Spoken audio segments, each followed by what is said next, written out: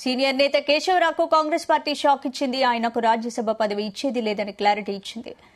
BRS Rajya Sabha మెంబర్గా ఉన్న కేశవరావు ఇటీవలే కాంగ్రెస్ లో చేరారు. రాజ్యసభ ఎంపీగా ఆయన పదవి కాలం 2026 వరకు ఉంది. ఇంకా 2 ఏళ్ల గడువును జమ చేశారు కేశవరావు. ఆయనకు మరోసారి రాజ్యసభకు కాంగ్రెస్ నామినేట్ చేస్తుందని అంతా భావించారు. కానీ ఢిల్లీలో చిట్చాట్ నిర్వహించిన సీఎం రేవంత్ రెడ్డి కేకేను కేబినెట్ ర్యాంకుతో ప్రభుత్వ సలహాదారుగా నియమిస్తామని చెప్పారు. కేకే సేవలను ప్రభుత్వ పాలనలో ఉపయోగించుకుంటామని రేవంత్ రెడ్డి స్పష్టం చేశారు.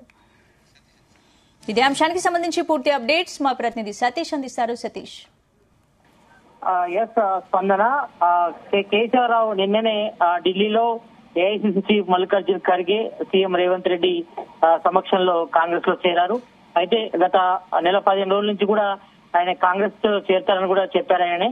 అయితే దీంతో నిన్న ముహూర్తం చూసుకుని ఆయన కూడా జాయిన్ అయ్యారు.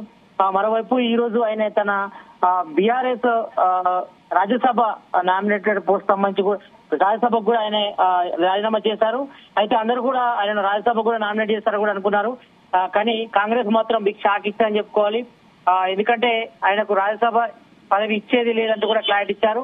అయితే ఈ రోజు సీఎం రేవంత్ రెడ్డి మీడియాతో ఢిల్లీలో చిట్చాట్ కూడా నిర్వహించారు. అందులో ఆయన స్పష్టత కూడా జరిగింది. అయితే రాజ్యసభ ఎంపీగా ఆయన పదవి కాలం 2026 వరకు కూడా ఉంది.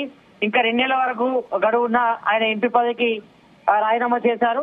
ఆయనకు మరోసారి రాజ్యసభకు నామినేట్ చేస్తున్నారు అందరూ కూడా భావించారు. ఎందుకంటే ఆయన బీఆర్ఎస్ లో కూడా గత 10 ఏళ్లు కూడా చాలా కీలకంగా ఉన్నారు. గతంలో కూడా కాంగ్రెస్ లో చాలా కీలక నేత ఉన్నారు. ఎందుకంటే గతంలో టీపీసీ అధ్యక్షుడుగా ఆయన పనిచేశారు. ఎంతో కీ రోల్ కూడా పోషించారు కాంగ్రెస్ లో. తర్వాత ఇటు తెలంగాణ ఏర్పడిన తర్వాత ఇటు ఎలక్షన్ టైంలో ఆయన కాంగ్రెస్ ని వీడి బీఆర్ఎస్ లో కూడా చేరడం జరిగింది. మరోవైపు కేసీఆర్ కూడా తనకు సంస్కృతాన్ని కూడా కల్పించారు. 2 సార్లు రాజ్యసభ కూడా నామినేట్ చేశారు. 2 పేర్లు కూడా కొనసాగారు. అయితే ఇటు గర్భాపాసులో భాగంగా ఇటు కేశవరావు కూడా ఆయన మళ్ళీ తన సొంత గుడి కూడా వచ్చారు నిన్ననే. అయితే అందరూ కూడా భావించారు ఆయన ఇటు బీఆర్ఎస్ సభ్యతను కూడా నెల రోజుల క్రితమే రాజీనామా చేశారు. అయితే ఈ రోజు ఆయన రాజ్యసభ పదవి కూడా రాజీనామా చేశారు కాబట్టి మరి ఆయనను రాజ్యసభ కూడా నామినేట్ చేస్తారని కూడా చర్చ నడిచింది.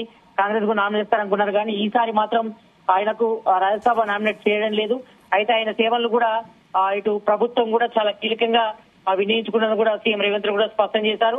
అయితే కేబినెట్ ర్యాంకుతో ప్రభుత్వ సలహాదారుగా నియమిస్తామని కూడా చెప్పారు. కాబట్టి కేసీఆర్ సేవల్ని ప్రభుత్వ పాలనలో వినియోగించుకున్న కూడా సీఎం రేవంత్ రెడ్డి స్పష్టం చేశారు. కాబట్టి మరి సీఎం రేవంత్ రెడ్డి ప్రకటనతో కేకేకు రాజ్యసభ పదవి కూడా లేనట్టు కూడా స్పష్టమైంది.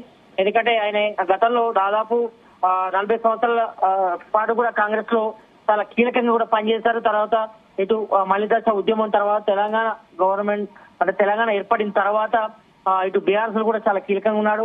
ఇటు బీఆర్ఎస్ లో కూడా ఆయన జనరల్ సెక్రటరీ కూడా పనిచేశారు కేశవరావు. ఎందుకంటే కేసీఆర్ తో పాటు సమానంగా ఆయనకు గౌరవం దక్కింది బీఆర్ఎస్ లో ఉన్నప్పుడు.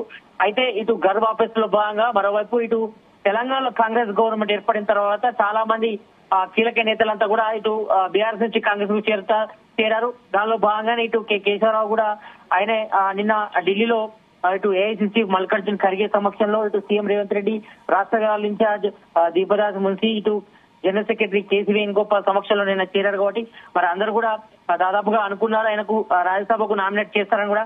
కానీ ఈ రోజు ఆయన బీఆర్ఎస్ రాజ్యసభ పదవి కూడా రాజీనామా చేశారు. కాబట్టి మరి అందరూ కూడా ఇటు కాంగ్రెస్ కు సంబంధించిన నేతలంతా కూడా అనుకున్నారు. ఎందుకంటే కేశవరావు కూడా చాలా కీలకంగా కూడా పనిచేశారు. కాబట్టి మరి గర్భాపాస్ లో భాగంగా ఆయన కూడా సంస్థానం ఇస్తారనుకున్నారు. కానీ మరి ఈసారి మాత్రం ఆయనకు రాజ్యసభ నామినేట్ చేయడం లేదు. ఎందుకంటే ఆయన సేవల్ని రాష్ట్ర ప్రభుత్వం వినియోగించుకోవడం కూడా భావిస్తుంది. దానిలో భాగంగానే ఆయనకు ఇటు కేబినెట్ ర్యాంక్ తో కూడినటువంటి ప్రభుత్వ సలహాదారుగా నియమిస్తామని కూడా సీఎం రేవంత్ రెడ్డి కూడా స్పష్టం చేశారు. కాబట్టి ప్రజెంట్ అయితే మాత్రం మరి కేశవరావుకు మాత్రం రాజ్యసభ పదవి లేనట్టే అయినట్టుగా మొత్తానికైతే స్పష్టమైనట్టుగా తెలుస్తోంది. మరి ఆయన సేవలను రాష్ట్ర ప్రభుత్వం ఇటు కేబినెట్ ర్యాంక్ తో కూడిన రాష్ట్ర కేబినెట్ ర్యాంక్ తో కూడినటువంటి ప్రభుత్వ సలహాదారుగా ఆయన సేవలు వినియోగించుకున్నాను కూడా స్పష్టం చేసింది. కాబట్టి మరి ప్రజెంట్ అయితే మాత్రం ఆయన రాజ్యసభ నామినేట్ చేయనట్లుగా తెలుస్తా ఉంది. Right, thank you Satish.